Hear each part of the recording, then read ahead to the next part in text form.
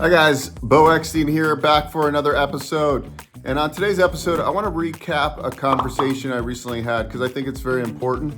As you know, or maybe you don't know, oftentimes I get people that watch YouTube videos where I'm talking about SBA financing or talking about real estate investing and talking about the financing. So people will book discovery calls whether they want to buy a business or get some kind of financing. So this younger gentleman, booked a call with me last week.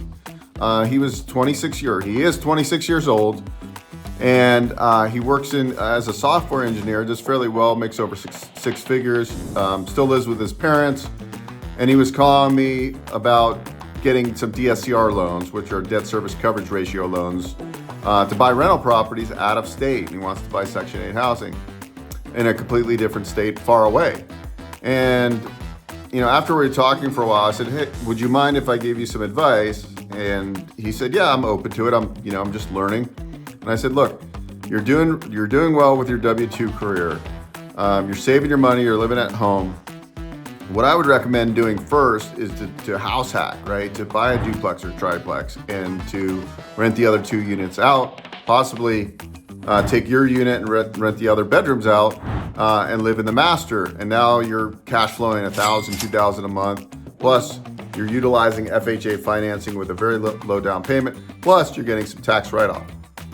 Instead of investing out of state, let's do the house hack." And even before the house hack, what I recommended, listen, do you work from home? He said, "Yeah, I work from home. I got a hybrid schedule." I said, "Let's look at business ownership. We got better tax write-offs as a business owner than if you're owning one or two rental properties and you're not a real estate professional." Granted, I am not a CPA or a tax professional. Always seek the appropriate resources there.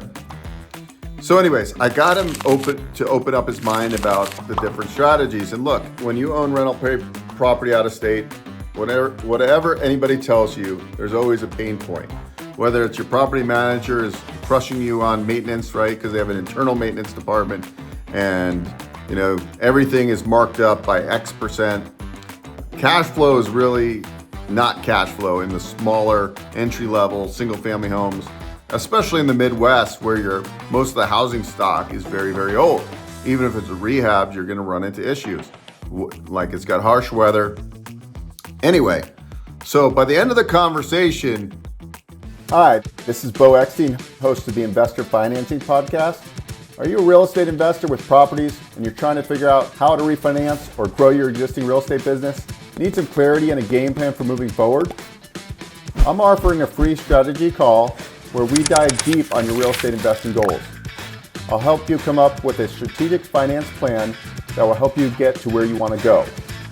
Whether you've got a portfolio of 30 properties or you're starting out with your first property, I have a framework that has helped many investors grow. If you're interested, book a call below in the Calendly link.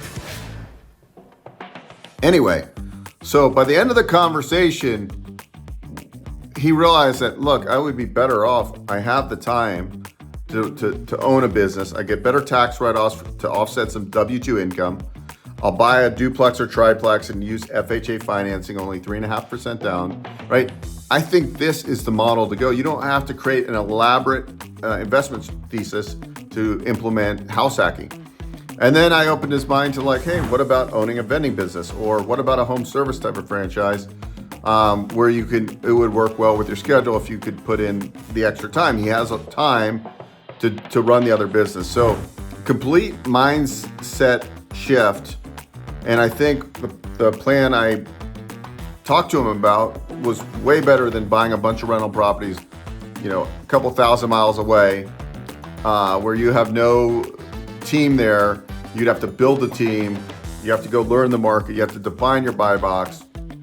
I also told him to go get Zuber's book, which is called One Rental at a Time, because I believe that thesis makes a lot of sense. Buy within a 2.5 hour radius before you live. Really understand your buy box there before you start taking action. So anyways, I think, my job is advisory, really. I help people finance real estate and businesses, and then I have a division where we help people buy franchises, whether a new franchise startup or resales. We help them in that capacity. So really, my roles have been for the last 26 years is always helping people buy real estate, buy businesses, grow their net worth. And I think I could come from a point of understanding these things as I own real estate, I've owned businesses, etc. So anyways, I hope he takes my advice. I'm gonna be interested to see his progression versus going out of state because you think the cash flow is greater on these cheap $50,000, $80,000 houses. I'm not saying that's the worst strategy because I do that, I have that. But knowing what I know now, the pain points of owning out of state, I want something close. You always have to think about the pain points in any business or any real estate deal you're getting yourself into. Think about the what ifs, because I tell you what, when those what ifs happen and you have to replace a sewer line for $12,000 and all these other things that might go wrong, and you're not there and you got to find tradespeople and you don't know if you're getting taken advantage of, it's not a fun place to be. So anyways, just wanted to give you some perspective. There's a lot of options out there. We're constantly holding free workshops. If you want to stay in the loop, we just hosted an event called Business Ownership Summit. You can still watch the replay if you go to businessownershipsummit.com. As always, please like, subscribe, and share this channel with your colleagues. Thanks so much for being a fan. Hey guys, Beau Eckstein here. If you enjoyed what you saw, please subscribe to this channel. We talk all things financing. I've been in the lending industry for over 20 years, and I'm happy to answer your questions and provide great content.